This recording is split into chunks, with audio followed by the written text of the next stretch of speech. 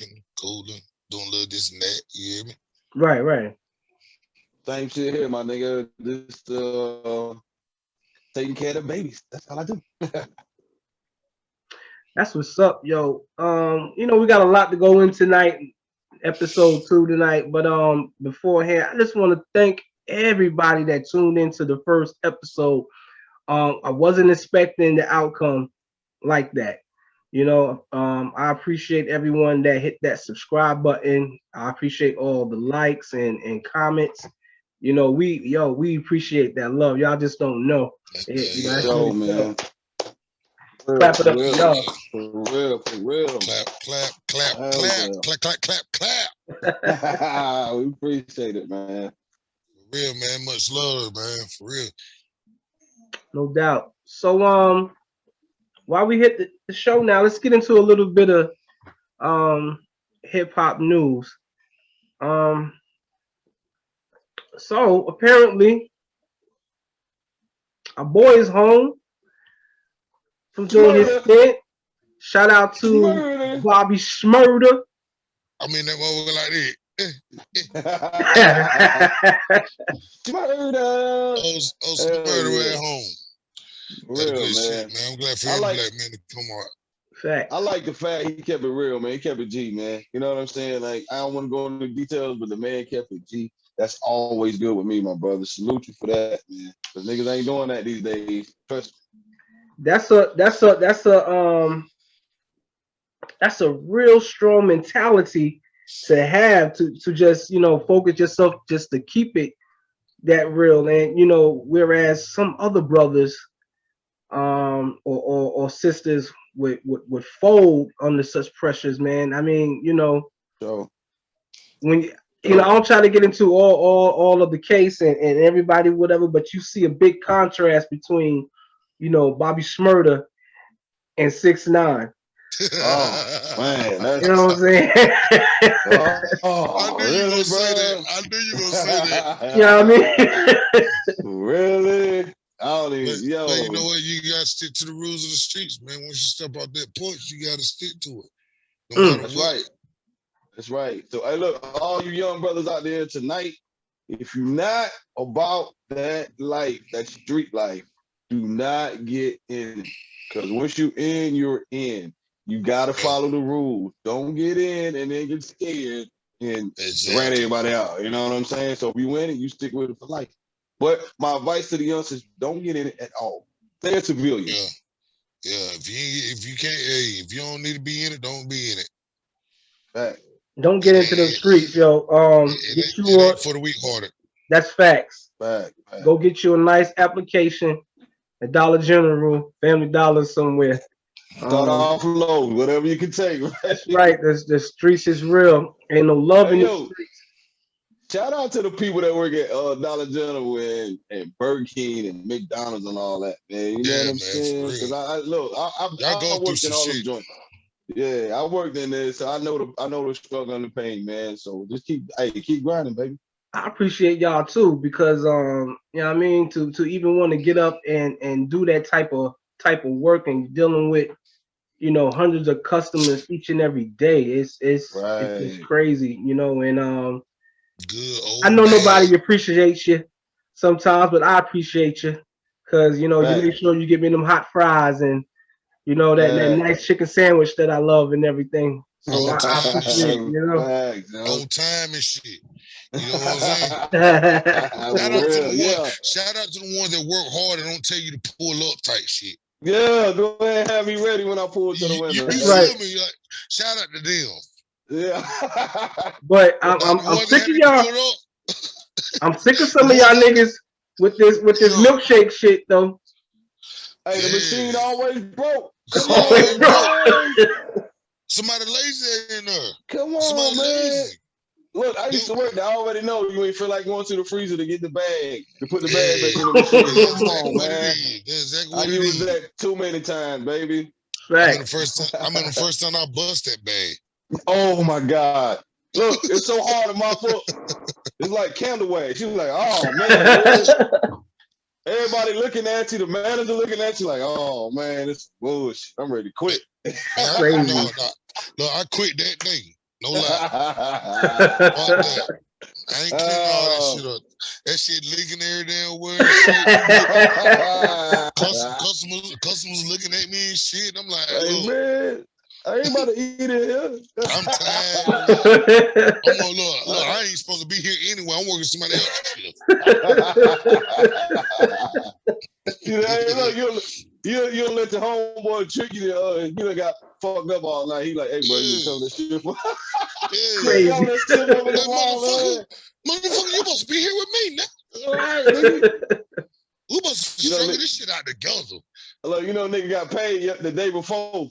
I ain't coming to work tomorrow. You got me. Like, boy, look. You know they don't tell you to the day of. Yeah.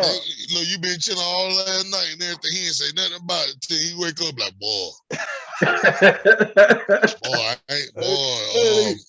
babysitter, I can't even get in touch with the babysitter, man. You think Man, you you come already for? know. I'm like, bro, this is bullshit. Baby mama ain't even come through like she was supposed to. Word. Shout out to y'all niggas, man. For real, yo. Word up. So last week, I think it was last weekend, whatever. I think it was the Amazon. They finally, in Eddie Murphy, they finally did this release of Coming to America 2. Coming to America. I'm having some mixed reviews about it. What either of you fellas? What say you? All right, let me say, when I first started watching that, for one, I took my mind off the old. Right. You feel me? I took my mind off the old because I knew it wasn't gonna be like the old. You know, right? Because the old one is a damn classic. Like, the first one, classic. This one, it was good. It was good, but it don't have the moments that you gonna remember forever. You feel me? Like them quotes or lines and stuff like that. You know, they don't have that. You know what I'm saying? That's the only problem I had with the movie. You know, and I was waiting for a twist because I thought that was gonna be his son type jump. You know what I'm saying? They go text him like, oh, they, you know what I'm saying? But it didn't happen like that. So I don't know. I mean, it was good. It could be better. Me personally, man, I think it was very good. Like, despite what everybody said, a lot of people, we need to realize that the first one was rated R. This was PG-13. So, you know, a lot of things they couldn't do that they did in the first. You know what I'm saying? Yeah. I thought it was well put together. And another thing too, you know, it was in Africa, and the first one was in Queens. So, you know, it's kind of a different thing because we all really don't know what really goes on in Africa. You know what I'm saying? So I thought it was put together well. The only part I could have did without was the rapping part and the singing. I don't think that should have been in there. You know what I'm saying? They could have left that out. But far as the script itself, I thought it made sense. But I think Wesley Snipes really fucking did his thing in that movie. You know what I'm saying? Yeah, Wesley did his thing in that movie. Yeah, because that's the first time. Well, ain't the first time I seen Wesley like do like comedy like that. Because I'm all, you know, we used to Blade and Nino Brown. You know what I'm saying? But then to see him out of his element. But I kind of caught that in Dolomite Is My Name, the movie. Yeah. He was so funny in that movie. I didn't realize he could be funny. You know what I'm saying? Yeah. I thought his character was very good. And I also like the fact that they brought a lot of the old characters back. Because my favorite character from part 1 is Randy Watson. And they brought him back at the end. You know what I'm saying? Oh, snap. Chocolate, like, man. Look, bro, I tried to get a Randy Watson t-shirt the other day, man, on IG. I seen it. I was like, yo, I got to get that. And that's who I waited on, man. You know what I'm saying? I was like, Randy Watson got to be. But I think Arsenio Hall and the Preacher, now you tell me he wasn't funny in that movie, though. You know what I'm saying? Like, that part, that was funny. That part was funny. He did his thing, man. It was a good all-around movie, man. You know what I'm saying? But I was still looking for them quotes. I'm like, okay, so I can say this shit again. Yeah, I mean, right. For me, so speaking of Wesley, it was different to see him like in such a comedic role. When you used to seeing him, knocking people out or whatever. But if you think about if you're a fan of Wesley, you think about Tu Wong Fu. You know what I'm saying? Which was a different role for him to where it was comedic for him and everything. And I think he carried himself well in this role, as well as Demolition Man when he played Simon Phoenix, and he was pretty comedic and everything. And so I kind of saw that when I see him in Coming to America too. My thing with this movie is the plot.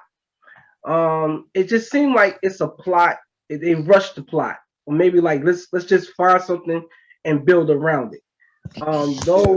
Though it could have been something that's it's realistically could happen and everything.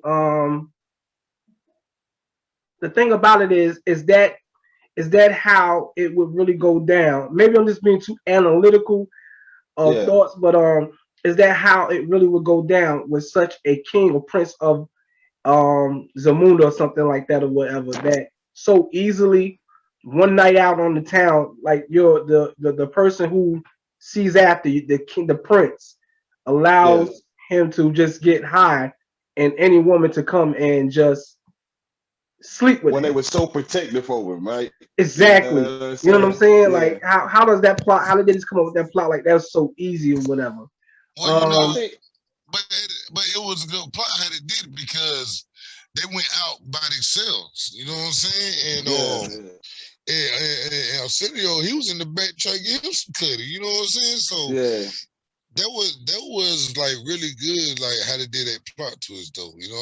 That was a really another thing too, man. I seen that that script has been written for a very, very long time because the original son was supposed to be Tracy Morgan.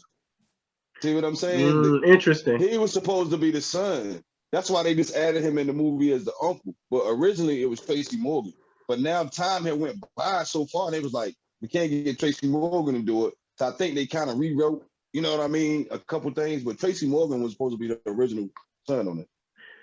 In this movie, I think there's a couple things I would love to have seen happen. And this is no shade to Leslie Jones, who is a phenomenal woman, actress, comedian, and she does her things. And she said, "Fuck Saturday Night Live" when she got that. Exactly. She got that role. She like, I'm out. But I think I would have loved to see Tiffany Haddish in that role. I think she would have brought a different twist to it, because the role that they wrote for Leslie seems like it was just, well, we need the most hoodest woman, that we can find or whatever, and portray that type of hood female character or whatever. It seemed like it would have been better fitting for someone who had a little hood, who can portray that character well. And I see Tiffany, and she has that whole real finesse when she do things or whatever. Second, no disrespect to Leslie. No disrespect. Like I said, she's phenomenal. Yeah, but I think he's crazy. He's a crazy dude. There you go, man. But also in this movie, I think I would have loved to have seen Michael Blackson have a more a bigger feature. Role. Yeah, you know what I'm saying? Other than what he just did. Yeah. Like thinking about we're going to Zamunda now, right? Yeah. So we think about a man who's portrayed his character or his whole being is just being an African comedian. This was his time to really shine in one of these big movies. To me, I think Eddie dropped the ball on that one. Yeah, I think I was thinking when they first showed him, when he came out and announced Wesley, right? I thought he was gonna be like an annoying little sidekick to Wesley, like the whole movie. You know what I'm saying? Like stuck with him all the time, just rambling. I thought that was gonna happen, but damn, he had like a 5-second clip. You know what I'm saying? So that was, I thought Rick Ross was gonna get a bigger clip too. Like what was Ross doing with the accent? With the accent and everything, I was like, damn, bro, I thought he was standing that man to like Prince. Like, I thought he was selling coke in Africa. I was like, what's going on here? if they put that in there, I'd have been like, no, man. Right. Oh shit. It's crazy, man. But I just see it's like, you know, I'm thinking like as the first movie, we're thinking 30 years ago. And you know, this Coming to America is one of those household name movies, especially in our community, that people know the whole movie verbatim, word by word, from beginning to end. Right. You know, you can stand somewhere and call out one part of the movie, and someone can call out the next part anywhere. Right. You know, and that's over a span of like 30 some years. And when I look at it now, and I'm thinking, well, let's look at this new movie. Let's look 10 to 20 years from now. Can you really expect people? no, You can't, right? no. Yeah, it's different, man. You can't. I was. Go ahead. I was thankful that we got another black movie though, because we don't get many black movies, man. They Madea us to death. Like that was the only black movie they were giving us was Madea. You know what I'm saying? And I ain't watched most of them. You know what I'm saying? But yeah, I just want another black movie. You know what I mean? So shout out to them for letting us get one, because we ain't had a good one in a long motherfucking time. All right? Exactly. Got tired of all that damn relationship shit. Back to back, everything was relationship, man. Come on now. Don't get me wrong now. I mean, they pretty decent movies now, but you know, it's time to switch it up sometime. Yeah, give us something different. All right, y'all. So I know like the rest of the world, I'm a big fan of this thing Timbaland and Swiss Beats has been doing. Ever since the world shut down, they have been giving us some great entertainment by bringing some of the greatest in our culture, R&B and hip hop, together to do these verses. We've relived some moments in our favorite tunes, and it's just been so iconic. Like I'm thankful for them doing this and the artists to get together and really do this, you know, for the culture and everything. I think it's very dope for them to do, you know, for them to battle it out that way. Right. I like for them when they tell the background of like the song, like how did this song come to be, and you know, stuff like that. That's one I wish like Gucci and Jeezy would have done, because that was like so controversial. But I wish they'd have went in and like, yo, how I was feeling when I wrote this song, or you know, I was in the studio this day, or so and so. I like that because it, like, you know what I'm saying? I think it was Jada and Fab. That was my favorite one, because before they went into a song, they would say like, yo, I remember so and so blah blah this day happened, and then this is supposed to do that. Like I like that when they do that in the verse. Let's tell us about how you created that song or how you was feeling that day. You know what I mean? And don't just play the records back to back. You know what I'm saying? Facts. So it was brought to my attention. I was, you know, on social media, and I caught wind of I think a post that Michael Rainey Jr. made. And in case y'all don't know who that is, that's Tariq. Tariq, little badass from Power.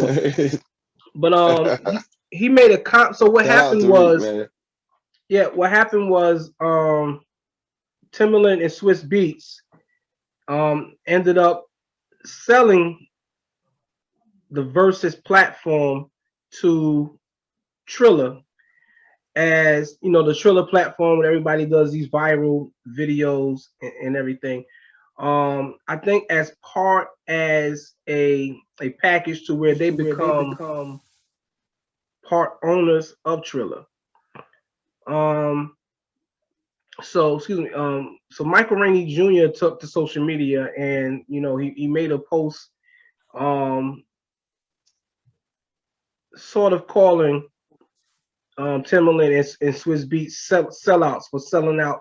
Well, basically saying that they sold out the culture for some money. Right. And what do y'all think about that? You know, this was, you know, more or less he was saying, you know, this is our music, this is about us. Why does it have to be sold to a bigger platform when it's doing well as its own and everything? And in defense, you know, Timbaland Swiss Beats replied with, well, we own Triller. And, Timberland replied back, well, something like, well, tell that we done that, and everything. So are they really selling? How they've sold out what they've been doing, this great platform of versus an artist, or is it a great business move? I can't really say, man, because like I really don't know the history or the background of Triller. I've heard of Triller, you know what I'm saying, but I don't know who runs it or whatever.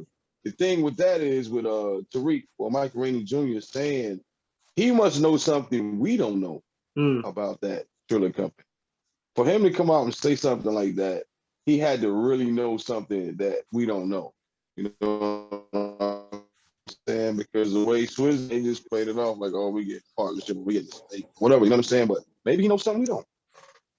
It's true. But you think about it, like our culture is something that has been misrepresented in the wrong hands of the industry. It's especially us as African American and Black folk. It's like someone say everything that we come up with, someone business wise has to come put their hand in it and take control of it, and then it becomes all messed up. Especially when we look at hip hop itself, the culture itself has been so perverted and manipulated over the last 20 some years. Hip hop of yesterday is not hip hop today. Um, people look at it more as it's just the wave of music, and this sort of hip hop now is at the forefront because this is the way the industry has made it, the industry standard. Would hip hop be like this now if we still had more hand grip on it? Now that's a hard question, man, because I don't think it would. I mean, because a lot of like it wouldn't be as big as it is without them corporations touching it. And that's bad to say, but it's true. You know what I mean? Because hip hop came from the corner, and then people started putting money in it, and it definitely wasn't our community to put the big money in it. We put our money in it as far as like for each other and ourselves, but the big companies, when they put that money in, man, here come MTV, here come BET, here come everything. You know what I'm saying? So I don't think it would be as big. It'll be big for on the streets, underground. You know what I'm saying? But as far as like on television or doing award shows and all this stuff, I don't think we would have that. Yeah, I think that just maybe that this move could be a big move for the whole versus platform. Just going into where that money that can be applied now, who knows where they can take this versus thing. It doesn't have to be just exclusive to Instagram showings now. It could be concerts, television. Yeah, you're right. To make it more successful and everything. We all know that our culture is one that has been one to be more expiring, and it's set up a lot of business and business ventures and to help artists and people grow and make a lot of money.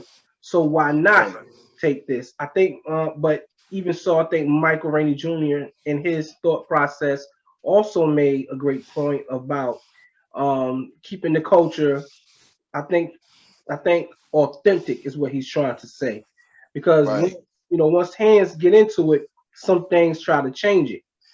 But hopefully that Timberland and Swiss Beats say that they have partnership in Triller, they can still control the narrative of verses and how it goes. Right, back. Yeah, I hope so too. Cause they trying to change it, and then it's gonna be like, Right. Yeah. Right. If you notice, you remember at the beginning they was just like in one little studio or whatever, 2 chairs, But now if you started watching it, it started becoming a damn concert. Like they got all these lights and fireworks now. Like, come on, man. Like, where's the? I like the pure form of it. Like at the beginning, you know what I'm saying? Like hey, me and you just get in here and play our songs back to back. You know what I'm saying? Not this damn show they putting on, like, you know what I mean? But I got one thing I got to say to Verzuz, though. Can we start a little quicker? When we do a Verzuz, can we start a little quicker? Cause y'all take a whole hour and a half for people to get up on stage and shit. They should have been ready by now. Man, by the time they get up there, I don't even want to watch it no more, man. I'm like, man, I'm here one or two songs. You gotta keep them waiting, man. That's what stars do. Keep them waiting. Man, damn that. I was watching one show kind of like I was mad. I really wanted to see it. Gladys Knight and Patti LaBelle. Yeah. Man, yo. I was so mad because it took so damn long. It took man, even the Monica and Brandy took a long time too, man. As well as Keisha Cole and Ashanti. Yeah. Well, there must be a female thing, because you already know females take a long time anyway. But not that long. Not that long, man. I could have made some runs to the KFC and came back. That's females for you, man. They take a long time to get right. And they would have told you to pull over to the side. You still would have got back. You get back like, damn, girl, you ain't ready. For real. My curling iron wasn't getting hot. They gotta get the makeup right, all that, man. Lashes, all that shit. Look, wrap that shit up. Let's go. Shit.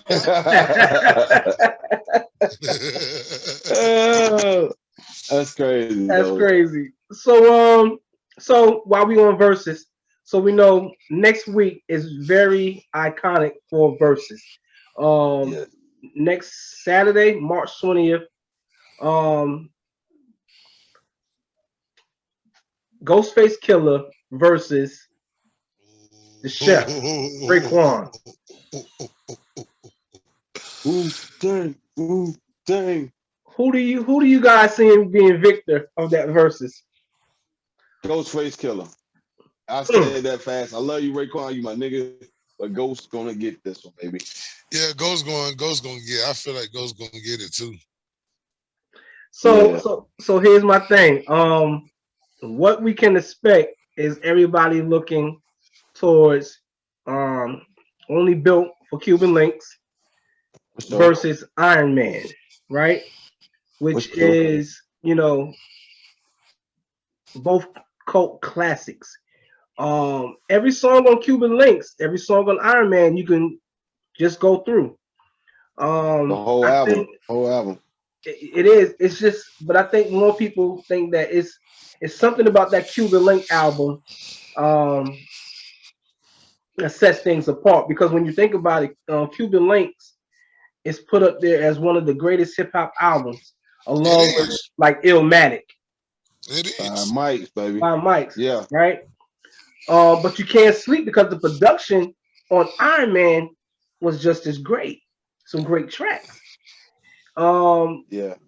But you come on now, when you look at the even Only Built for Cuban Links has its own secondary name, the purple tape. You ain't never seen no purple tape. Yeah. You know what I'm saying? You say the purple tape, hip hop eyes wake up. You know what I'm saying? You know what time it is and everything. But Mike, did you get my purple tape too? Did I let you borrow that? Huh? Did I let you borrow my purple tape? I'm saying, man, Bruh, see, I ain't think you needed it, man. I ain't think you needed it. Hey, we had a conversation last week. Yeah, he got my Bone Thugs and Harmony, he 1999, and he got the purple tape, man. Oh man, that stuff was bad. Look, that stuff was bad for him back then. I tried to help him out. You know what I'm saying? I just thought about that. That flashed in my head, man. I was like, hold on, man. Mitch Young, I'm gonna tell you where you messed up at. You let him borrow the purple tape, man. That's something you're supposed to keep sacred, man. That's true. Yeah, I slipped up on that, man. I swear I did. You can borrow my damn microwave. but not no damn purple tape. He owe me, hey, everybody, he owe me 2 classics, man. Please tell Lex Spillz. Y'all hit him up on IG, hit him up on everything. Y'all want me to give his stuff back? Bro. Hit me up at I am Lex Spillz, and I'll think about giving his stuff back. You know what I'm saying? Hey, leave it in the comment section, man. Leave it in the comments, man. You know? But so here's the thing: with every tracks between Cuban Links and Iron Man, it boils down to a couple tracks. One, when you look at Iron Man, Ghost's track, All That I Got Is You, with Mary J. Blige. There's no track on Cuban Link that can match that. You right. It ain't. That right there. Right. I can agree. And I'm gonna have to agree on you on that one. There ain't no damn track can touch that. Let me tell you something, bro. That's the first hip hop song to make me cry, man. That's real. That song came out right after my mother died, bro. And that was, oh my God. And to this day, when I listen to it, they still like, I just get like, man, that's a classic, bro. Let's think about it. So what track does Iron Man have that can match Ice Cream? Oh, that ain't one. It ain't one, right? I don't think Iron Man had nothing for the ladies on it. That's right. And Chef picked that up. Chef said, well, let me cook something up for the ladies. Ice cream. Yeah. You know what I'm saying? Yeah. Which is why it's so dope. Then you think about incarcerated Scarfaces. I love that Glaciers of Ice. Glaciers of Ice. I heard that. That was the first time we heard like a video game sample. That Knowledge God. Like, come on, bro. Oh wait. Everything. Yeah. There's some haters on there. He can just play that. Some smokers. You know what I'm saying? I'm ready to see this shit Saturday. But look, that's the problem. That's the problem. So here lies the problem. After we do a matchup of Iron Man and Cuban Links, right? Yeah. Somebody gonna say, well, let's throw some Supreme Clientele, which was the follow-up for Iron Man, a great album. So if we be real about it, Ray didn't have a very well successful sophomore album as Ghost did. You know, the other albums Ray did were okay, but they never lived up to the success of Cuban Links. Now, things like Immobilarity and Cuban Links 2, they were okay, but for successor albums, they're not as prominent. When you speak of Ghost and Iron Man, you can say Supreme Clientele was a great follow-up, a sophomore album. Right. No, it was. That's kind of Supreme Clientele was like when Ghost was venturing out. I think he didn't just keep RZA. He started finding new producers, new artists and stuff to work with. And I think that's what separated him from Ray at that time. You know what I'm saying? Thanks. Exactly. Same shit. Yeah. Yeah. So I think wouldn't Ghost on Def Jam for that Supreme Clientele? I think that was a Def Jam production. It was. I think so. That's when he started getting with new producers and shit. Yeah. So Def Jam, Def Jam was a hip hop mecca at one time. You know what I'm saying? And I think Ray didn't go to Def Jam because they only signed Ghost and Meth, if I'm not mistaken. So everybody else is still on Loud with like Steve Rifkin in there. Right. And I think that's where the toss-up probably came in at. You know what I'm saying? Right. Look how long we waited for Cuban Links 2. Because Loud was just bringing out some of that. It was still that gritty type street thing or whatever. Yeah. You know, because I think people like Black Moon was over there and maybe Helter Skelter. But and everything. At that time, like people, the sound of music was revolving then. So that's why it was a great move for what's called when he went to Def Jam. Yeah. And Def Jam knew it. You know what I'm saying? They like, yo, we gotta snatch one more Wu member, bring him over here. You know what I'm saying? Like, you better get him like hot. And you think about it, when they went over there, they went up from there. True. Man, they had everybody. Yeah, they had everybody at what year was that? Was that 98? I say 98, maybe 99. Yeah, late 90s, early 2000s. Fire, man. Yeah, because they had like everybody, DMX, everybody. Yeah. That Def Jam summer was on fire, man. Like Crazy. for real. They had every fuck about on Def Jam that years. Man, hey, you know what? We can do a whole episode on Def Jam. Yeah, we can. We Really, should. we really can. Should. For real. Because it was some great talent over there, man. You know me, and we can't speak about Def Jam without the man who really carried that on his back, LL Cool J. LL, he started it. Yes, he started it. He started it, man. He started it, man. And I think my other guy that carried them was DMX. I think DMX carried them. That's facts. Like 98, 99, man, like 2000. DMX changed the culture of that shit. He did. He brought that culture back. Def Jam. He brought that street back. He changed the culture of Def Jam. And that's why I felt like, you know what I'm saying, DMX was, like, at a point in time, was the face of Def Jam. That's fact. He was. You know? He was. I just hate how the shit then went through, but, you know. I guess we'll just have to tune in and see how that thing go out, man. Oh, what you got to say? Show, baby. Absolutely. I don't know, but I'm not really going to pick a winner. I'm going to say the culture wins every time. You know? Every time. Yeah, no matter who battles, no matter. Damn that. I ain't gonna say it. Damn that. I'm gonna say this. I got to say it. Jeezy beat Gucci Mane. Yeah. Let me say, can I say one? All right. And don't get me wrong, I'm a big Jeezy fan, but I also listen to Gucci. You know what I'm saying? And I'm a big Gucci fan.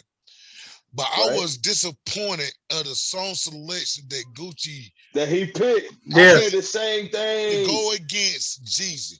Now this is supposed to be the all-time Atlanta guards. You know what I'm saying? And D motherfucker and that damn Gucci man picked some of the bullshit ass songs that I would never in my life to throw against Jeezy. No. Bro, I ain't even gonna front. I ain't even know most of them songs, man. Like he played them, I was like, what is this? I don't know the song, man. Bro. If he would have went to Ice Attacks, then went to them Ice Attacks and no pad, no pencils, the bird plate. You know, he didn't play none of them, man. And I'm like, I'm sitting here, and Jeezy like really embarrassed him though, and you could tell in the verses that Gucci was getting mad. Yeah, man. Man, hold on. While we on that, man, I really thought he shouldn't have played that disc record. Like I was like, whoa, man, like that just took me over the top. Like, man, you should have been playing hit. And then when he played that, man, do y'all think it was set up? It was. Or did they automatically planned it that way? Mm-hmm. Yeah, there was, because they already know they list what they're gonna play. You know what I'm saying? They already know, so they pick which song to come behind each other. You know what I'm saying? So, but my thing is the first two rounds, Gucci had Jeezy by the nuts. Yeah. Because there were two back-to-back diss songs, and they were good diss songs. Yeah. So that right there, I was like, oh my God, Gucci came in this mud like firing, like pop. And I was scared for Jeezy, but I knew Jeezy's catalog was way better than Gucci's. You know what I'm saying? So I'm sitting here like, oh man. I like how Jeezy held his composure, man. He held his composure as a man. He just like okay, whatever, you know what I'm saying? Yeah, that's the most stand-up thing I've seen. That was like the biggest moment of that. When he was like, man, you still talking about the same shit 20 years ago. Like, come on, man. You still talking about the same shit, nigga. You know what I'm saying? It's out here for the culture, man. You know what I'm saying? And don't get me wrong, like, people say, like, you know what I'm saying, Jeezy bitch stuff, but nah, that's some real man shit. Nah, man. That's... Sometimes you gotta let things go because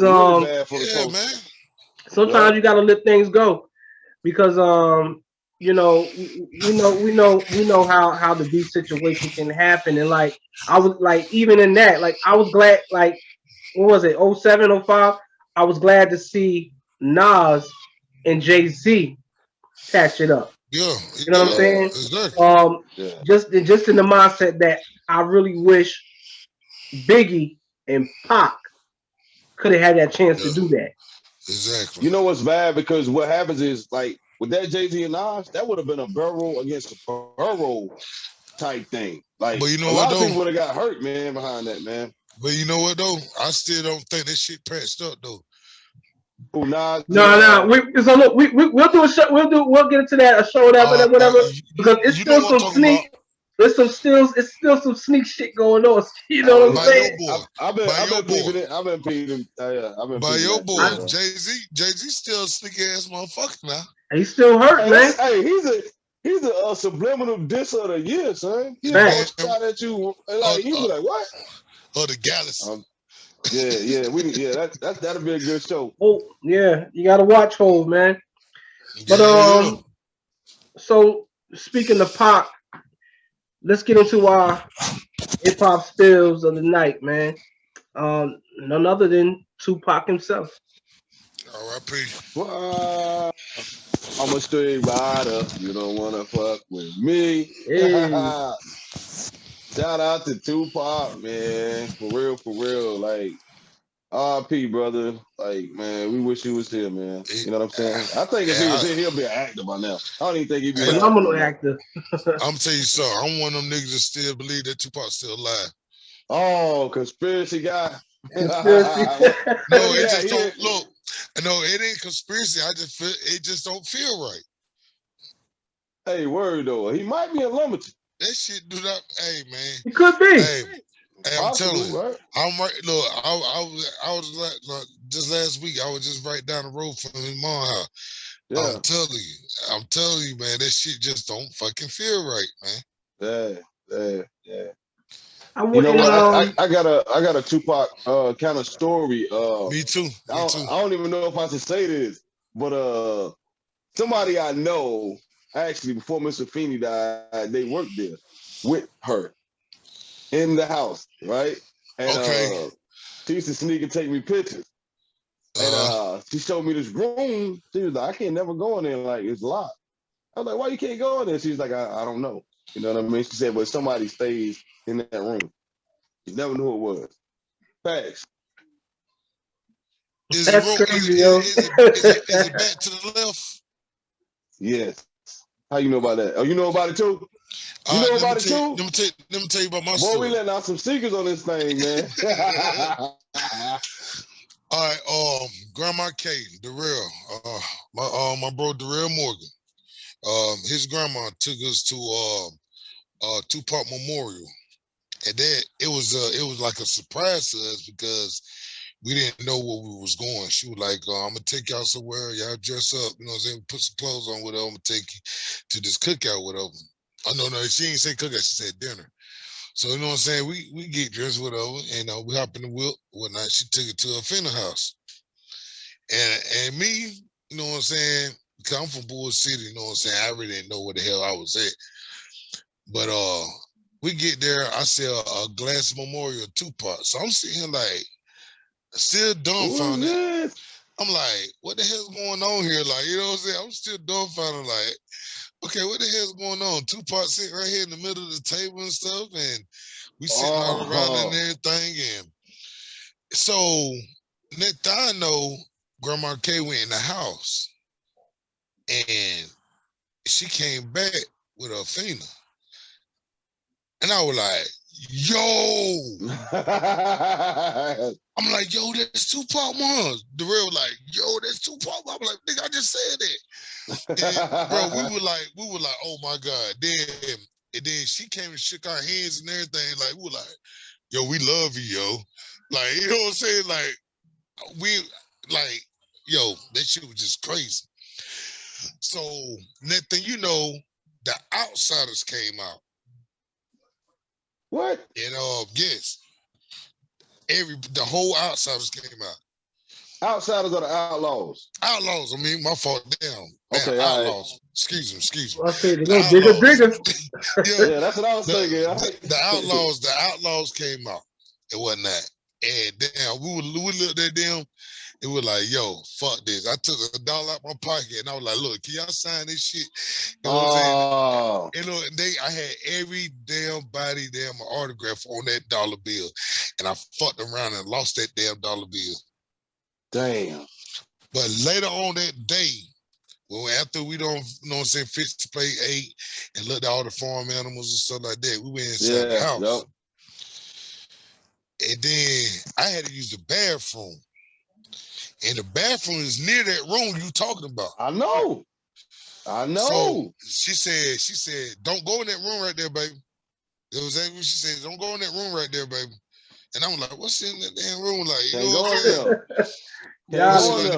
The bathroom right there, but don't go in that room, baby. I'm like, what's in that room?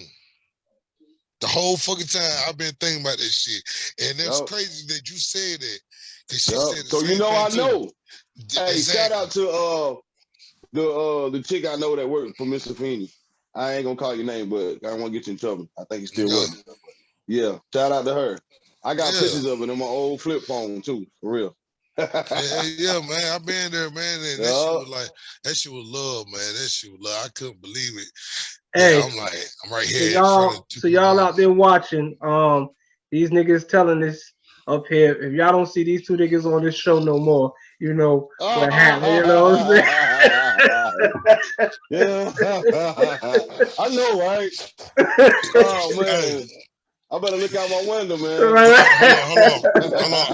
I'm in a distinct location, so and my location is off. So hey, these are allegedly stories, okay? Yeah. Allegedly, you know what I'm saying? Allegedly. This conspiracy shit. You know what I'm saying? But yeah, big ups to Tupac though. His mama Feeney, Mr. Feeney, man, yeah. Man, but yeah, I've even had the pleasure of meeting Afeni myself at Robeson Community College. Such a beautiful woman,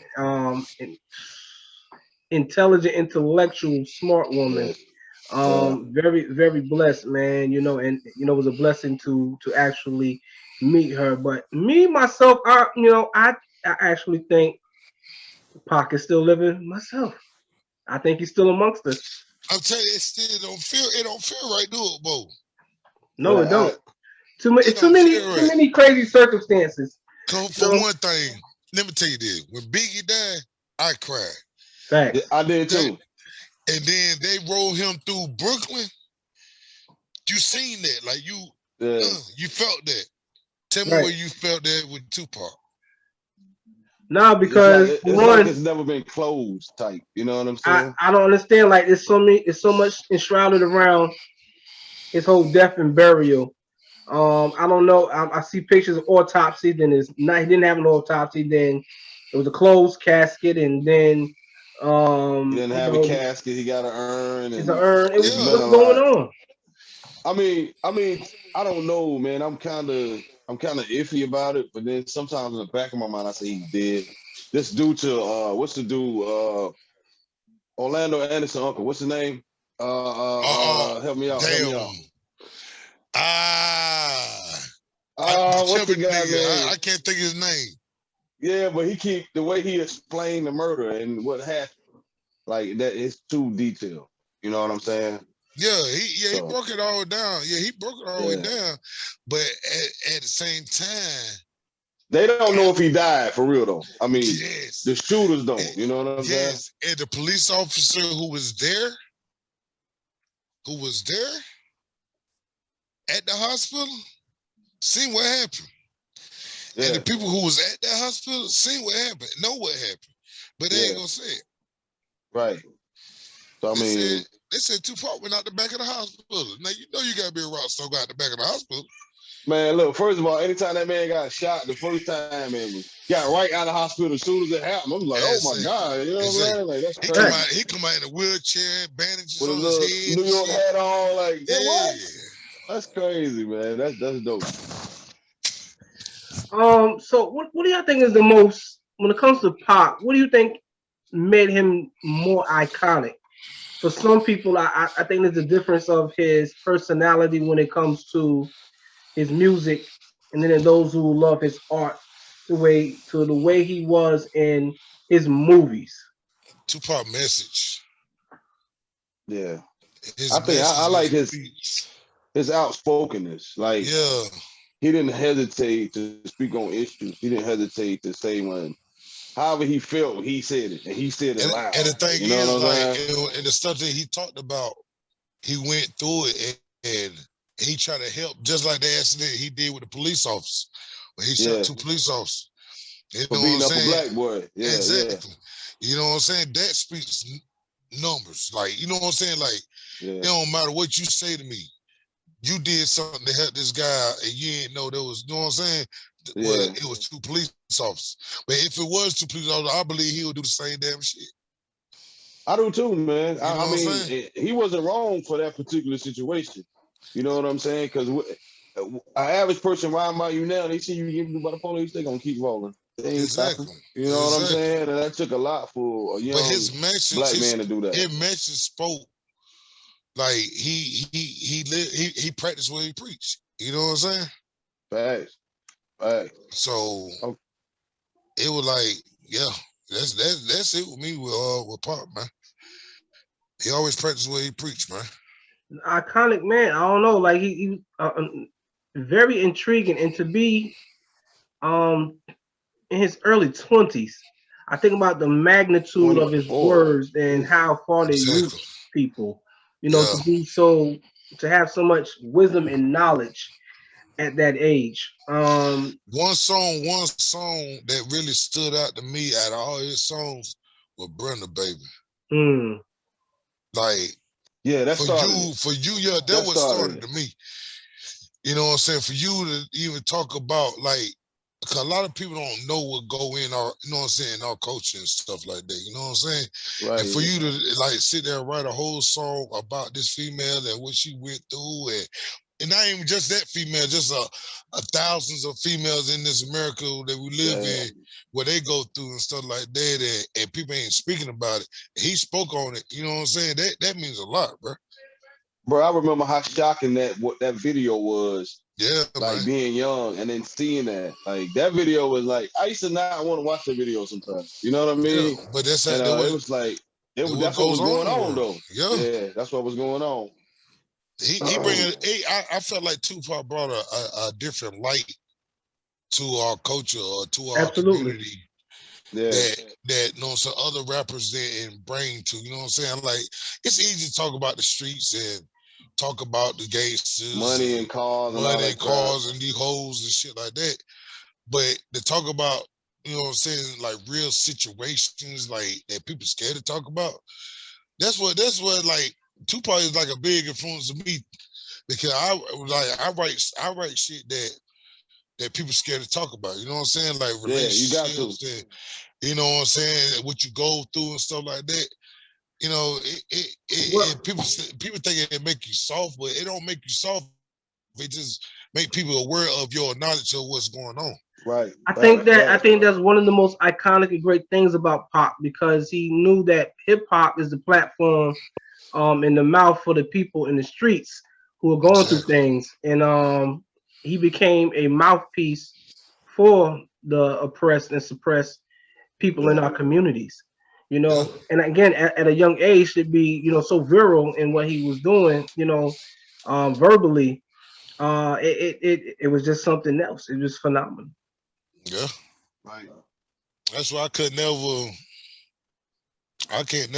even just say, like, because a lot of people always try to put Biggie and Tupac in the same category. I couldn't never do that, because they were 2 different rappers to me. You know what I'm saying? They were. All right, y'all. So let's get into some R&B spills. What we got tonight? Bobby Brown. And I know you get bored. Chilling with him. The bad boy R&B himself.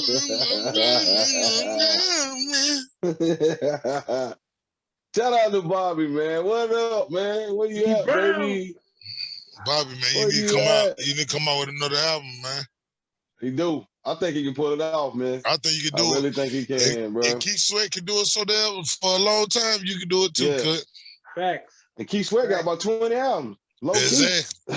He do. I went back and listened to him. I'm like, damn, they pretty straight. Yeah. Them motherfuckers all right. Bob Brown now, Bob Brown is the king of Mr. Nasty. Yeah. I think, Bobby was the first with the bad boy that I don't give a fuck on me. Yeah. You know what I'm saying? Like he was the first to do it. And shout out to him, man. Didn't he bang Miss Janet? Look. Yeah, didn't he do that? Yeah. Madonna. What? Bobby is a bad man. So he was the first banging the celebrities though. Look, everybody hit Madonna. Yeah, that's true. Everybody hit Madonna. She was giving that thing away. I believe. I believe if I was up in that, you know what I'm saying, up in the entertainment business, and I was well known too, I could hit Madonna. Yeah. Oh my God. Madonna, if you hear me tonight, I still want a piece of that. Sounds like a matchmaker. She ain't like a virgin no more. She wasn't a virgin when she did that song. Oh snap! Hey, but for real though, Bobby was the guy, bro. Like he changed the game. Like you know what I'm saying? And, shout out to Bobby. One of my favorite songs, Brony. That's my joint. Yes. You know what I'm saying? Yes. Hey, hold on. How many times y'all played Roni on the phone trying to talk to your girl? Like, you know what I'm saying? The background. Man, shit. Come on, dude. Every time that motherfucker came on Cool Carolina night, I got that.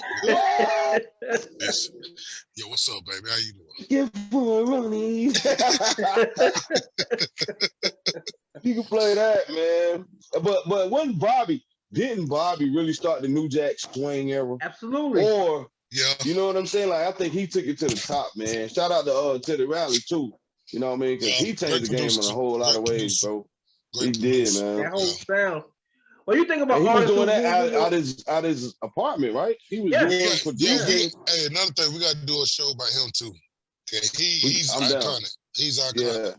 He don't get enough props. Yeah, he really don't. Yeah, man. Yeah, man. Bobby, I don't know, man. I just think about like, even his iconic status went into movies. I remember seeing him. Thin line between love and hate. Well, even before that, when he was in Ghostbusters. Hey, you know what? I was just listening to that Ghostbusters song the other day, man. Right. How did the R&B song, when you think of that song, you think of that movie. Like, that was an R&B song that was the face of Ghostbusters, bro. Come on, man. It was made for that. Yeah. Well, I'm just gonna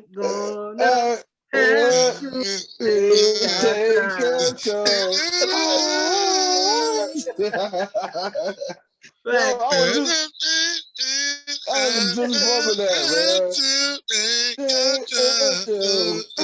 man. Bobby make you want to dance, man. Right. Hey, but I tell you another thing. He one of the best performers alive. I can't say that. I mean, R&B. You said it right. One of the best. One of. I didn't say he was top dog. Okay, but he's one of, man. We can't forget about it. You can't forget about MC Hammer now. You know what I'm saying? Oh, no, Hammer. Come on, man. Come on, man. Hammer time. Hey, Bobby was up there though, man. Yeah, y'all see that man take off all his clothes. I remember one time I was watching this concert, bro. The man that damn near got naked, and they was telling him to cut the mic. He was still dancing. I'm like, oh man, get that nigga off the stage, bro. And you know Bobby was giving a show because Bobby. I think he might have been one of the first real acts to really go hard on the stage, and he needed the mic joint. You know what I'm saying? I mean, he's dancing, he's running back and forth, like he's jumping on a speaker. It was like, oh my God, man, he calling girls on stage. Just think about that shit, man. Doing that shit 40 nights in a row, man. 30, that's a lot, bro. Damn row, doing the same energy, bro. Man, there's no way you can do that without doing some type of speed drugs. You know what I'm saying? Not to glorify drugs or anything like that. You know what I mean? Because you're damn you know what I'm saying? You when you do shows and shit, your adrenaline pumps. Yeah. So when you really like probably on your last show, you not getting that sleep like you. Cause you talking about that damn last show, and you trying to wind the fuck down. And by the time you wind them down, it's time to hit an interview or whatever. So big ups to the motherfuckers in the industry, man, because I know it took a toll. I just think that I won't say that he is a failure, but the pivotal moments and the peaks of his career and things, such when we talk about such tragedy that he encountered. Like I really didn't know that he actually lost his mother and his father within a year, within the same year frame that Whitney passed. That's a lot. That's a lot, man. That's a lot. Then turn around, you lose what was his daughter? Lost his daughter. Man. He lost a lot. His son passed away last year. Yeah. That's hard, man. That's hard for anybody to overcome, man. Yeah, man. You know what I'm saying? Like the mental state is like, wow. I know he's going through it. You know what I'm saying? So Bobby, it's hard. We love you, Bobby. Where you we at? Do, man. We do. And I don't like for people to use his addiction and overshadow what he's accomplished. Because you know what I mean? Like without him, we probably wouldn't have like Chris Browns and Ushers and all these guys. You know what I'm saying? For real. Because we got to get that man his flowers, man, because he opened that door for R&B dudes. That's right. Usher, Genuine, all them dancing, singing motherfuckers. That's nothing but Bobby Brown there. Yeah, and think when Bobby was doing it, nobody wasn't doing it. Hell no, that's why he wanted to leave New Edition. He like, man, we can get a whole nother fan base. You know, these girls is out here. They was freaky. You know what I'm saying? You definitely know the difference in R&B, what Bobby brought to the game, because you have R&B singers who sing and make dance, whatever, but it was that rough, bad boy persona. And I really think Bobby bought, like, I don't give a damn, which is why he made a record like it's my prerogative. My prerogative. I do what I want to do. Yeah. And I really think on some real hunter shit, BT, if y'all hear us, y'all need to make a segment for Bobby Brown, man. Y'all need to do a whole show for Bobby Brown to congratulate his achievements and everything that he and the coaching change that he did for us. Right. You know, y'all need to set that up. Y'all need to set that up, man, for real. Yeah. Despite what he went through, or whatever the media portrayed him to be, he's still the number one. He the king of R&B. No, I ain't gonna say king. He the prince of R&B. You know what I'm saying? Hey, you know what, man? You know what? As the black culture, I think we always take the negative things for the black culture and we keep that in the light. But man, there's some of the white culture, boy, they was out there. But you never heard it. It never overshadowed their music. Exactly. Think about it.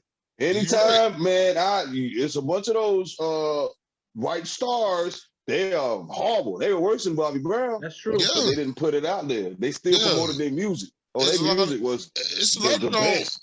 Artists was all gone druggies and killed people on the road and stuff like that, and still get that music played and whatnot. But as soon like we smoke a little crack or do a little coke, we the worst people in the world. We the worst people in the world. Like, I mean, that's how they built us anyway. They try to build us like that. You know what I'm saying? What we fail to realize, like particularly us, is when we look at our stars in our culture, our black stars. We give them this sort of perfection look, right? We know that they are so much of stars to us, but we forget that they're much more human than anything. Right. You know, they have a life. They're not perfect. Things happen. They have families just like us, breathe the same air we do, have blood flows through them, and we forget that. You know, we forget that they're human, though they have this incredible talent that overshines a lot of other people. They're still human. You know, right? And we forget that. Gonna happen. We forget that a lot of times, man. And you know, that's the bad part, man. Like we should come on, man. We gotta do better. That's all I can say. Yeah, Absolutely. we do. Absolutely. We do. Absolutely. We do. Yo, if this reached you, B Brown, we love you. My boy, we giving you your flowers. Salute to what you've done to the game, man. For real. For real, for real. Love, man. Love. So we got some classic bars. Ooh wee. It's the segment, baby. I'm loving it. Woo, woo, woo. Let's get it, man.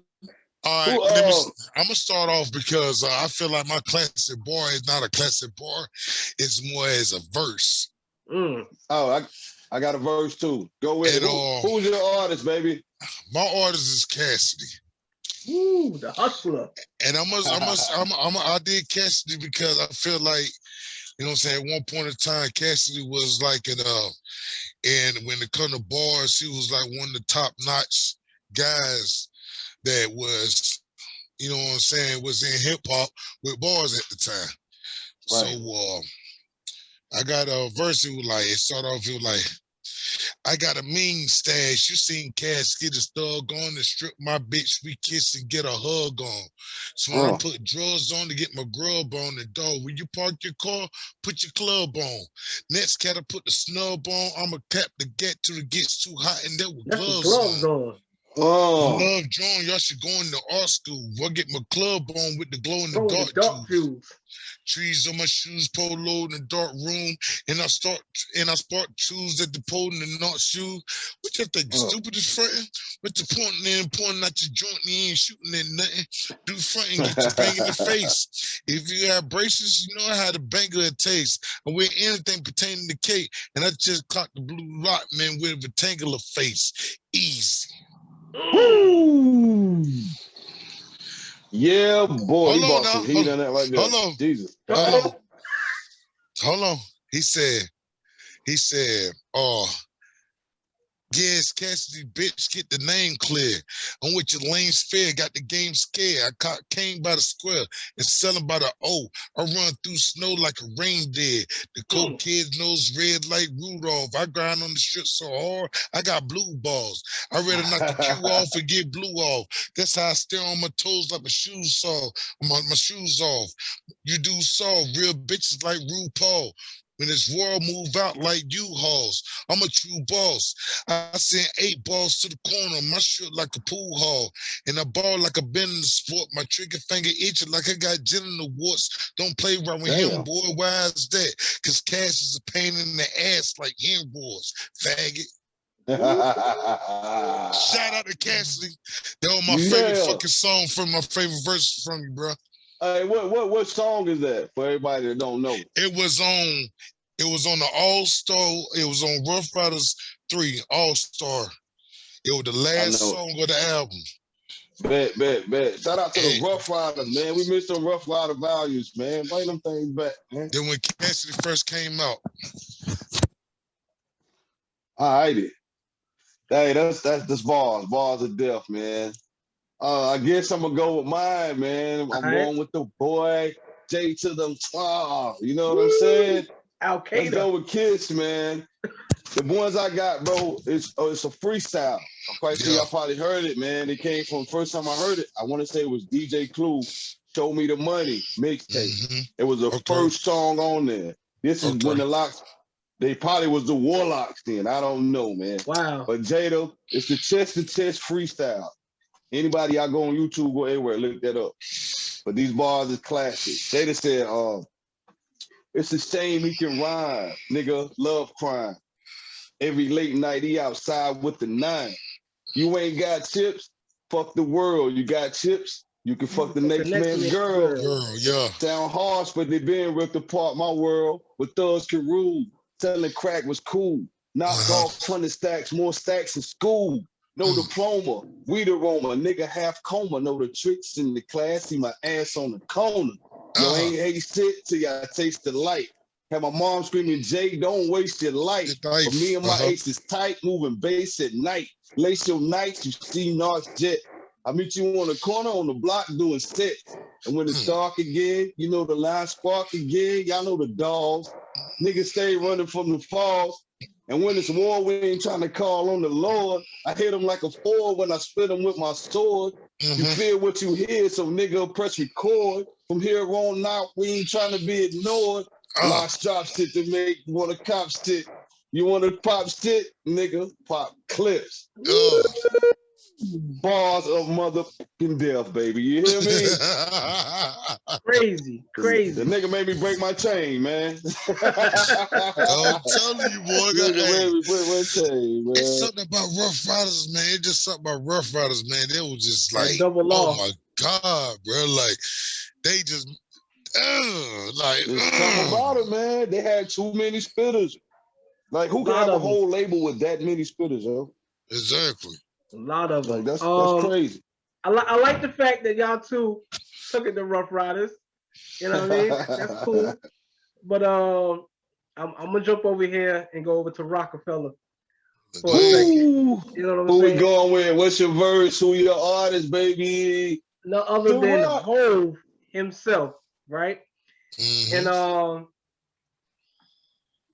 I think this was a joint he did to where he went up to I think he was at Flex on Flex show. And I think this is where they had the whole Rockefeller come in and do some freestyles. But they killed it. They killed it too. He on his 16. Yeah, well, they killed it. I feel like this was the one that was directed towards Game and Cassidy. Oh yeah. And you know, at the beginning of this, you know, Ho put it out there, you know, stop putting my verse in your record. Yeah, you know I'm coming in for 700%. I want 700%. I'm coming in for 700%. You damn right. Go ahead with it. Get the bars, baby. I ain't gonna do the whole like it's just the verse. It's just what he said in the verse was just crazy to me, and it had me thinking. He was like, you playing the game. No. I ain't gonna jump into that one. No. Let me get it. I'm playing the game too. You see the thing, go see the things through.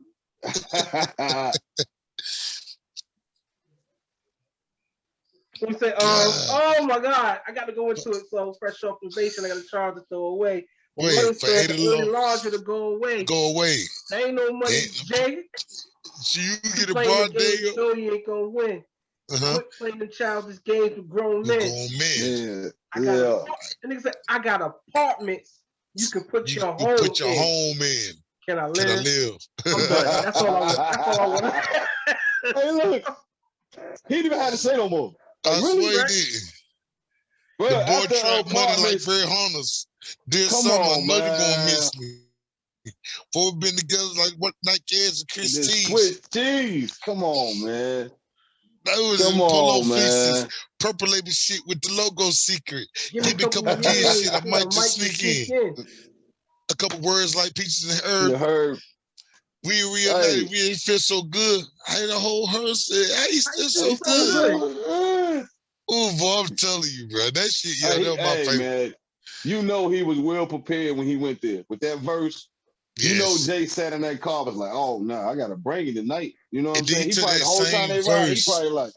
Right. And they put it on, when that same verse on Memphis Bleak. This summer. Memphis Bleak's album. Yep. But no, like a lot of people who never listened to the freestyle don't even know the beginning part of that when he was at the studio. You know? Yeah, they don't even know that.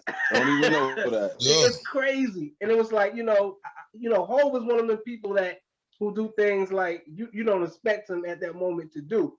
Like know, it's especially if he gonna diss you, you're not expected it.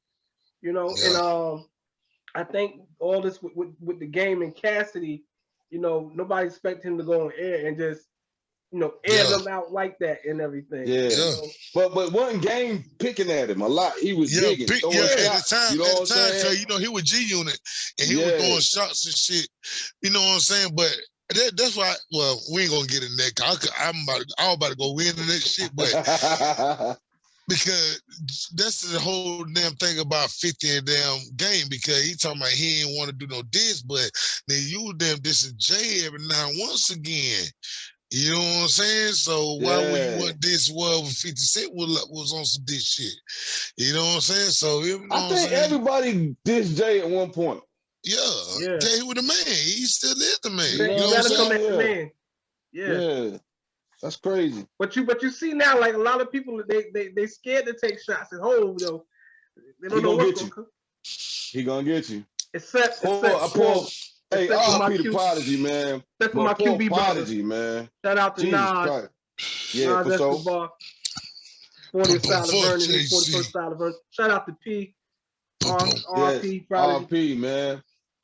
Fuck Jay-Z. Yeah, we might have to do an episode about that Jay and Nas war, man. Look, all right. Next show. Let's agree. We'll do a show where we do nothing but diss records. I'm down with that. I was just about to say that. I'm down with that. So, hey, matter of fact, Spotify. Yo. All the Spotify listeners, man.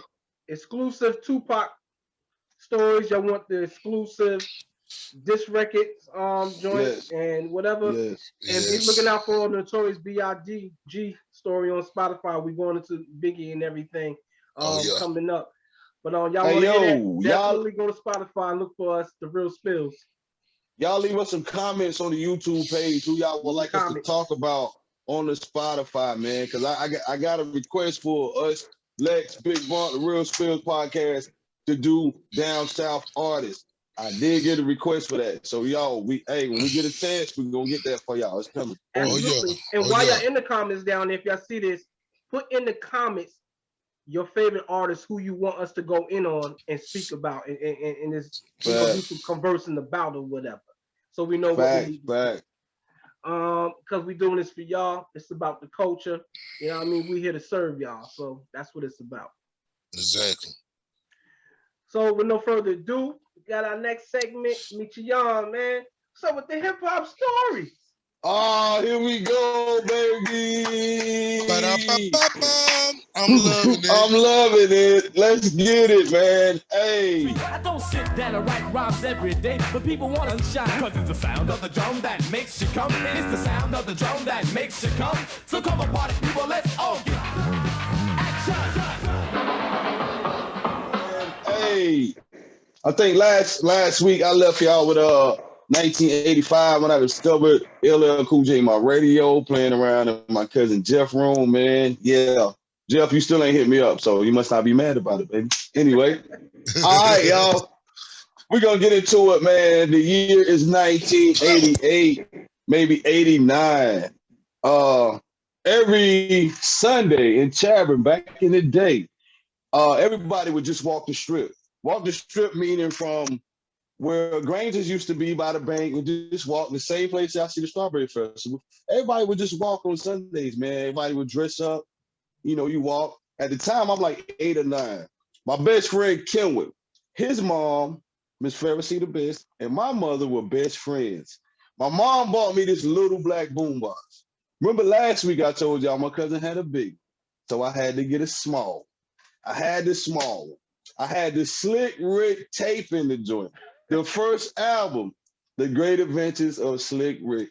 I know y'all remember that album. Children's Story was jumping that summer. It was big.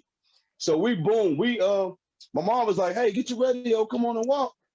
I'm like, all right. So I'm telling Kim, I'm like, yo, I got the new Slick Rick tape. I'm about to put it in. So we listened to it, Children's Story, all the way through. Walking, it's jamming. I didn't know the last song on that tape, Indian Girl, was fucking super explicit.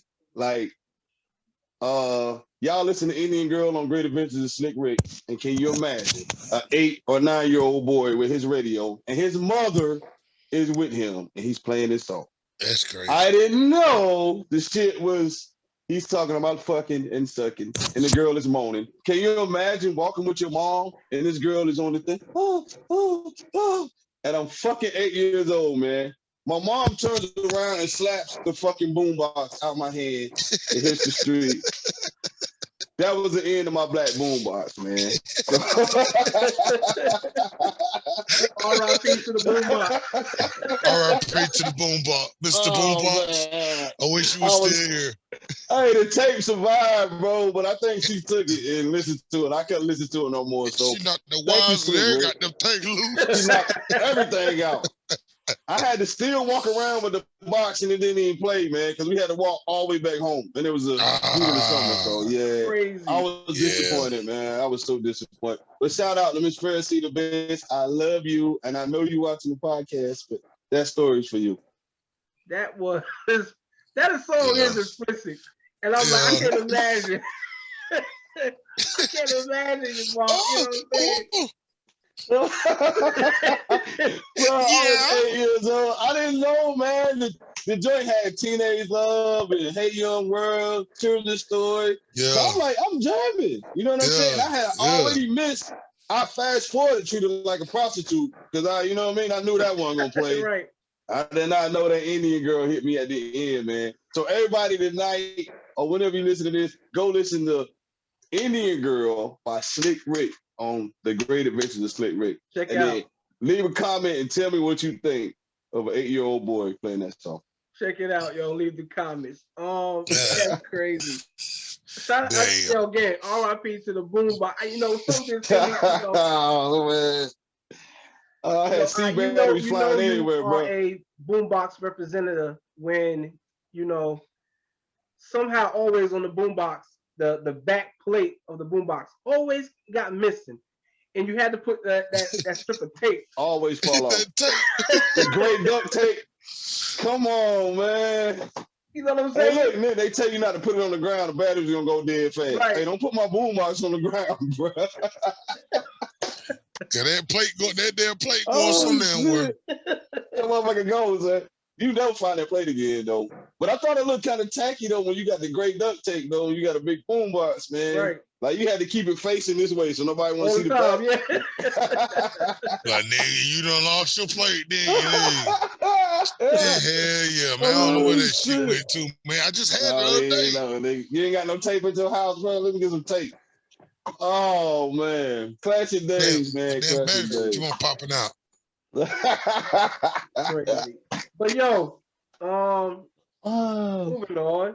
While we get to it, while we talk about crazy stuff, it's some crazy stuff that be going out there in the world. Man, who you telling? Oh, God, man, what is going on, man? That brings the segment of me.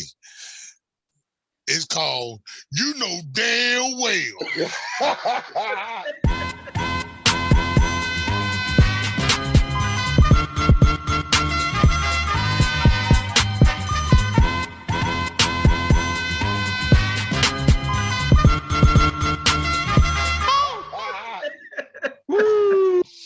Now, let me tell you, now, early this week, you know what I'm saying? I was with the fellas, we got our own little group, you know what I'm saying, together. And I was strolling through Facebook and I seen this there baptism.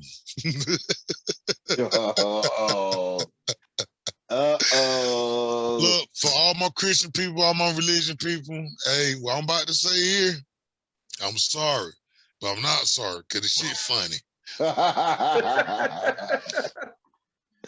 Oh, it was this you know what I'm saying, the pastor, the deacon, the family, you know, everybody had this big woman in their pool. Everybody give, you know what I'm saying, the baptism, you know what I'm saying? And I'm gonna just let y'all check it out. Your faith. Yes, Lord. It became our duty to baptize you. Yes. We baptize you in the name of the Father. In the name of the Father. In the name of the Son. In the name of the Son. In the name of the Holy Ghost. In the name of the Holy Ghost.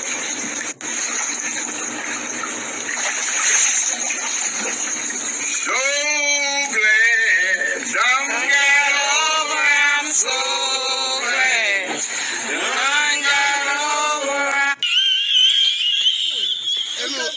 It ain't true. It ain't real. Oh, my God. Did she even hit the water? No, look, her arm did. Look, the deacon, look, if y'all pay attention to it, look, go back and watch this clip again. Cause if you pay attention, the deacon like pushed down, like trying to push down, and the pastor was trying to dip, but he didn't want his legs to go out at the same time. Boy, that shit was so damn funny. And then the pastor didn't want to sing the song, but he was like, "Oh Lord."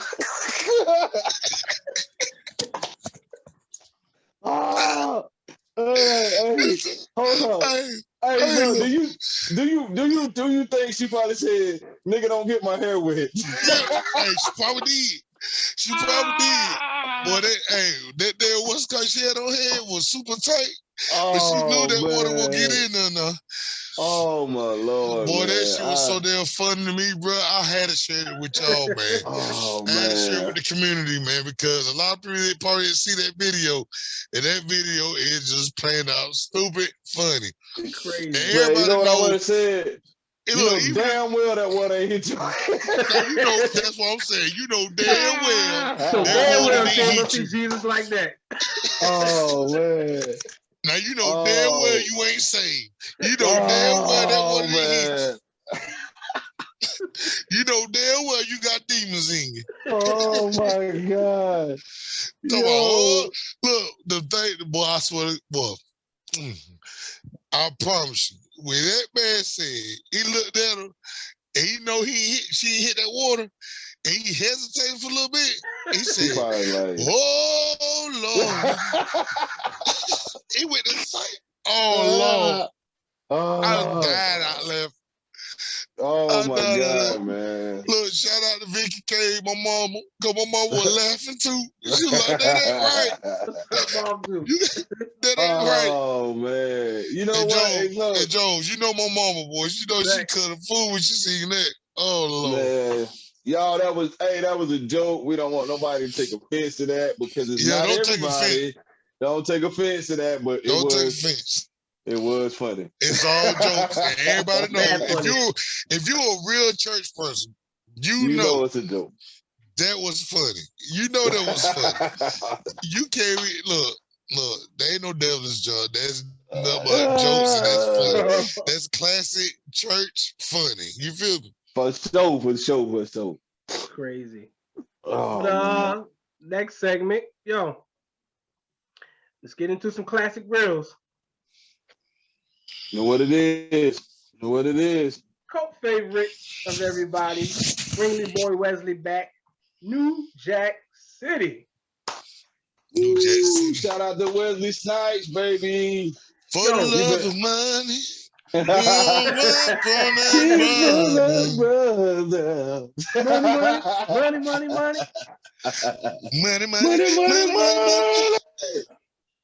Yo, New Jack City. I wish I could sing like him. Bro, that movie was automatic. Oh yeah. Did he really just hit the notes? All right, Gerald, let's go. Gerald, let's play. That's on part hit.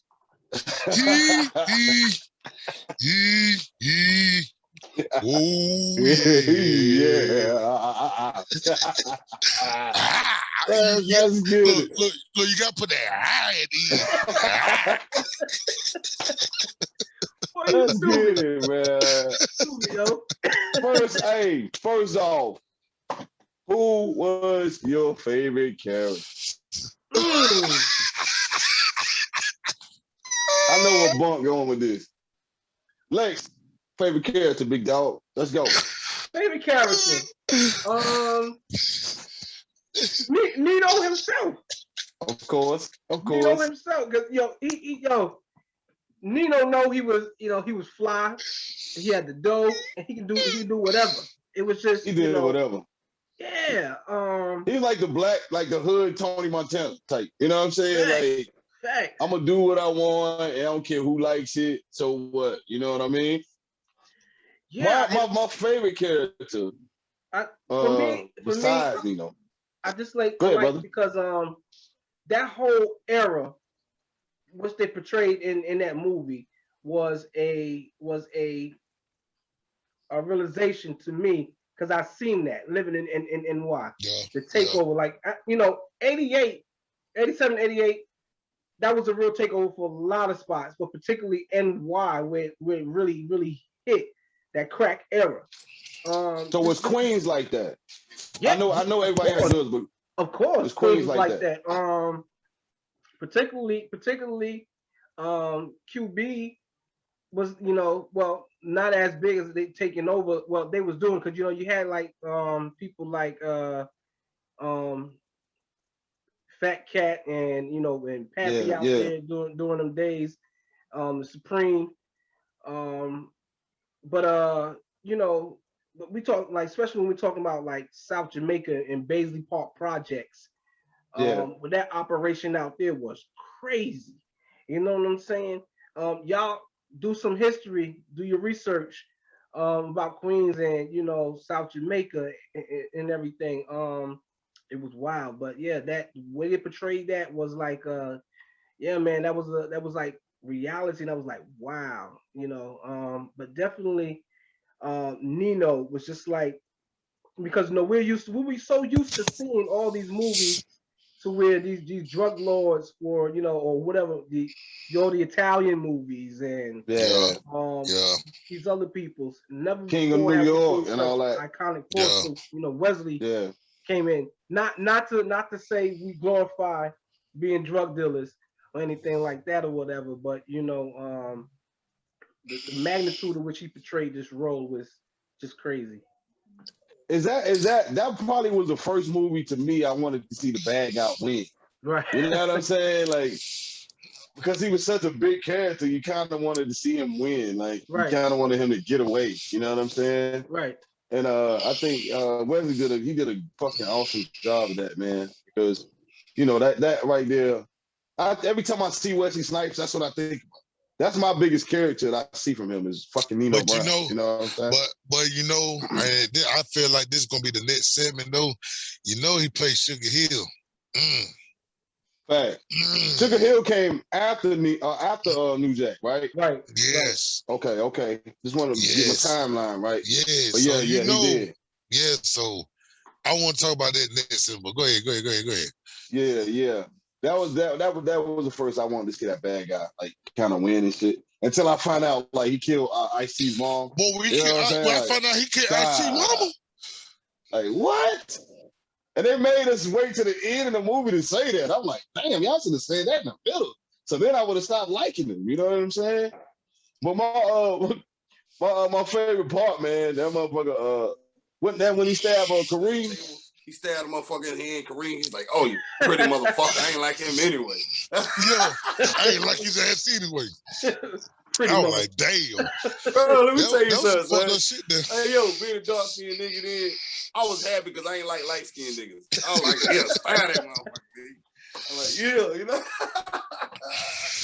Sit your $5 ass down for I make change. Look, you know that whole motherfucking segment was so popular because you remember Martin did it on Martin. New Jack City. Yeah, with the CD player. Martin shit was funny though. Yeah, that fake dog. Calm down. He said shit, and then he walked off. Oh my god!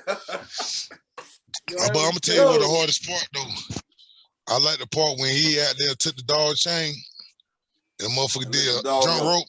No, they did a jump rope with that shit. Yeah. Boy, that shit was so fucking hard to me. I was like, bro, I gotta find a dog leash like that. Bro, you know what? My hardest part, man, was motherfucking Keisha, son. Now you tell me back then you didn't want a girl like Keisha. Like back then when I seen that, I'm like, yeah, I didn't meant shit like that right there. Keisha, you know what I'm saying? Keisha would rock it by, right? Yeah, rockabye, baby. Rockabye, baby. Bruh, but you know, I wanted to cry when she got shot by the Italians. Yeah, I felt like that shit never killed her off that soon. That's what I said, bro. You know what I'm saying? I felt like, she should be like one of the main, like towards the end. Yeah, they should have let her like go out with a bang, like you know what I'm saying? Instead of like that, man. That movie was so dope, man. You know what about You know what was so iconic? Another iconic moment in that movie. The girl when it was at the table and Nino, she was like, "You're a murderer, Nino." Cancel Yeah. that. Cancel that bitch. Cancel that I'll buy bitch. another one. Yeah, I'll buy another one. Yo, hey, I never would have thought G Money was gonna start smoking crack though. Like, That was crazy, right? You know what? That was weird, bro. You know what? The crazy thing, I seen it coming. I seen it coming because he was too infatuated with the goddamn dope. Even from the start, he was like, "This gonna make us millions," and he was just like so enlightening, and he wanted that shit. He wanted that shit to be bigger. Like he wanted the whole squad to be bigger than what it was, and you know what I'm saying. I knew he was gonna get goddamn addicted to that shit, man. I knew he was gonna goddamn, yeah, cause you know what I'm saying. Cause from my personal experience, you know. And when I was young and I was selling coke, you know what I'm saying, I always wanted to see what the hell I had, you know what I'm saying, the product was. Right. You know what I'm saying? That what made me now, you know what I'm saying, try cocaine the first time at a young age. You know what I'm saying? I remember the day when I did this shit, you know what I'm saying, who watched Tony Montana and all that. Scarface, you know what I'm saying? He stuck his whole face in the damn what's called. I was like, well, shit. You want to try it? How that made me feel. Yeah, you know what I'm saying? So, and you know, and that's how then when I seen the movie, I was like, I feel that day when he did that shit. Yeah, cause you know what I'm saying? I think a lot of us went through that phase, that era. You know what I'm saying? Experimenting with things. You know what I'm saying? Because you know we all came from that. Yeah, that's part of the reason. You feel me? So I seen that shit coming, man. But my favorite character. Don't say Pookie. I got a feeling you're gonna say Pookie. You know I'm gonna say goddamn Pookie. I already knew it. That damn Pookie. My favorite part of the movie when that motherfucker did that damn, when he got clean and he went to be the spy. And when that motherfucker, when he damn jumping jacks. Look, when he did boy. My part when that bitch. They're gonna kill me. Bruh, when that motherfucker went, when he was clean, right? And then he did sneaking some dope and shit. And then he went back to the job the next day. Oh my God, he was that bitch was in that bitch tripping, boy. That bitch was start humping and shit. That bitch was like, eat. Boy, that shit was so goddamn funny. I said, boy, that bitch about to get caught. He said, oh, motherfucker, you got a police on that? Oh, this the camera? I'm like, boy, that shit was so fucking funny. Burn it down. Boy, that shit was out there funny, boy. Boy, yo, hey, what's the classic scene though? With Pookie in the room, he get ready to smoke the crack, bro. Yo, that bitch was shaking like hell. I'm like, damn, Pookie. Look, let's right here. Pookie, man. Look at y'all, everybody in here. Like you God Almighty. Like you love. Like you own some shit. Oh my God, man. Get out of here. That movie, yo, was classic, man. You killing our own neighborhood. But Nino said, did you see him? Did you see him?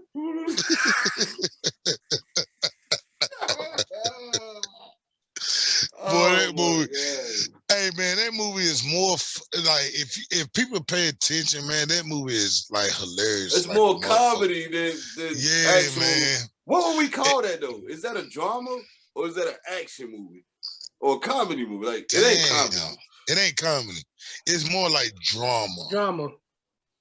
It's more like drama. Maybe. Yeah, it's like an action drama. Yeah, because at the the end when they came in there, that shit looked like Bad Boys or something. When they bombs go like that was dope, man. That movie right there. That movie changed the game, man. Right. And hold on, you know what else changed the game with that? The soundtrack, bro. How many times you weren't playing? Yes. Ooh, yeah. I wanna say. Come on, man. Hey, that was one of my favorite parts too. When she started getting up there stripping and shit on the pole. Yeah, G-Money bitch and shit. Girl? Yeah, that was G-Money bitch. Yeah, he was like, get the fuck from down there. If I were you, if I were you, I'll be searching for the pimples on the booty. That goddamn G Buddy was sitting on the goddamn like this. And not G Buddy, but goddamn Nino, he was sitting there be like this. That motherfucker mad. They be like, yeah, that bitch ain't shit. I'm gonna fuck her tonight. Hey, look, Nino girl was in there too. Was she white girl? Some shit? Yeah. Damn, son. And then they went, goddamn, she said, goddamn, she couldn't have kids type shit. And then, yeah. Another Quelo, she loved me in the morning. Another Quelo? She loved me in the morning. I like that. Classic, bro. That movie was classic. That movie all the way classic, man. Like real shit. Hey, yo, that's one movie that you can't remake. Ice-T. Yeah, shout out to Ice-T. Oh, police ass motherfucker. Man. Yeah. Look, that nigga went from cop killer to playing the cop. And still crazy, playing right? the cop. Shout out for to the rest of his fucking life. No, fuck Ice-T. Ice-T, no, fuck bro. you for that. No, man, you can't do that. That's the No, legend, you man. no, I ain't gonna say fuck Ice-T. No, man. Let me rephrase that. Ice-T, I'm mad at you about that shit because for you is a West Coast gangster. Legend. Shout out to Ice-T, man. Hey, I was just looking at Ice-T the other day and breaking 1 and 2. That nigga was rapping. Check him out, bro. That ain't the same Ice-T. Movie? Breaking? Oh man. No, Ice-T just did. Hey, that's coming up. Hip Hop Stories episode 3 is coming. I got you. Ice-T just did the damn BET Cypher, didn't he? Yes, he did. Yeah. He still can go. And that shit got there. He ate that shit. He still can go, man. Ice-T, bro. Ice-T is a legend, man. Yeah. Ice-T is a legend. He's been around, I ain't mean to say fuck you, Ice-T. I'm sorry, Ice-T. I ain't mean to say that. But I'm like, damn, man. You played a cop for the rest of your damn career. Yeah. I think he need to try another role out. We ain't never seen him in nothing else. Exactly, man. Damn, Ice-T. You got too comfortable with that shit. You got too comfortable with that shit, Ice-T. That's all I'm saying. Hey, yo, shout out to Ice-T, man. Shout out to Ice-T. Hey, his birthday was just like last week or some shit, too. So, that happy late birthday, Ice-T. For sure. Well, y'all, that's the time we got right now, yo. So, want to bring it to a close? Yeah, good people out there in America, or wherever United States, whatever you want to call it. You know what I'm saying? Enjoy the time that you have with your people. You know, tomorrow ain't never promised. Right. So, you know what I'm saying? Just live your life. You know what I'm saying? Do what's right for you. You know what I'm saying? And, you know what I'm saying? Just enjoy life and laughter, man. You know? That's facts. That's facts. Y'all, I'm going to just give a shout out to my homie, Chevy Millie, man. Y'all look out for him. Matter of fact, he's coming to the boiler room, fellas, to battle. So anybody, we got the boiler room going on. The battle's just coming up. Look, y'all hit us in the comments if you want to battle anybody. Columbus County, Robertson County, New Hannibal, Cumberland, whatever, man. Buffalo County, anywhere y'all at. Y'all boys want to battle, hit us up. Boiler room, man. Leave us in the comments. Hit the inbox. We got battles we trying to set up. So all y'all MCs, battle rap MCs, come to the arena, baby. We got it popping, man. Hey, also, look out for this 24/7 championship wrestling match between Evan and Jaden. Jaden's a 24/7 champion. Guess who's a special guest referee? None other than your boy, Mitchie Young. Y'all check that out. It'll be on YouTube real soon. Hardcore match. If y'all like wrestling, check your boy out, man. Shout out to my sister, Javonna Bellamy. And Nala, love y'all. Shout out to Nene. Hi, Javon. So. I don't know you, but hi, Nene. Oh, one more thing, fellas. RP, man, to my homie Jerome, man. Twin, man. RP, man. RP. I want to do a shout out, you know what I'm saying, to my family, you know what I'm saying. Everybody know who you is. I ain't gonna call all that out. Quad Lakers family, you know. The Mad Audio. I want to shout out to y'all. I want to shout out to my mother, Vicky K, my pops, Larry K, You know what I'm saying? R.I.P. I just had some recent death. You know what I'm saying? The family, whatnot. BB. R.I.P. You know man. what I'm saying? Left too soon, man. It hurts to this day. You know what I'm saying? But you know, we gotta live life. You know, and shout out to my cousin's best friend that got shot in Robertson County and whatnot by a stray bullet and whatnot. Man. Stop that violence, y'all. Shooting him at 23 years old. If anybody can, just reach out to them and whatnot, and shout out to the Smith family. Whatnot, they done lost a great man there. He was a police officer, one of the great police officers in Robertson County. He died. But yeah, man, those just live life, man. That's all I got right there. I can't go without giving a few shout outs myself. Give a shout out to one of my homies at work, my man Charles, for the support and everything, and you know, some of the insights he has. Yo, my man, you see this episode, appreciate you, my dude. Definitely want to give a shout out to my boy. Shout out to Captain, man. Coleman's pressure washing too. You know shout out to Cuzzo pressure washer. Yeah, shout out to pressure washer, man. You know what I'm saying? Yeah. Shout out to Captain, man. Always been supporting. We always want to support him. He's a businessman, black owned business, and he's doing his thing, man. Shout out to just everybody who support. Shout out, yo, much love. Thanks for the support. We here, yo.